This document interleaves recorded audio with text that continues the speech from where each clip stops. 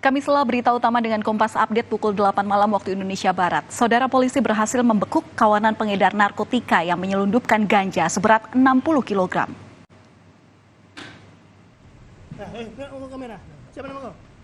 Berapa barang bawa? Inilah detik-detik penangkapan saat para pelaku tengah melintas di wilayah Kecamatan Rumbai dan Kecamatan Bina Widya.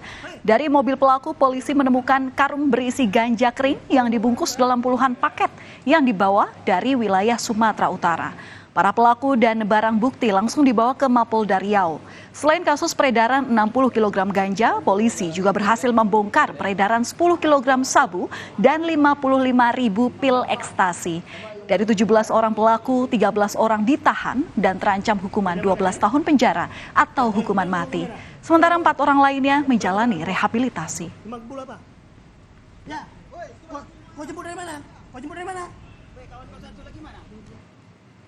Demikian Kompas Update, program berita utama akan kembali untuk Anda. Kompas Update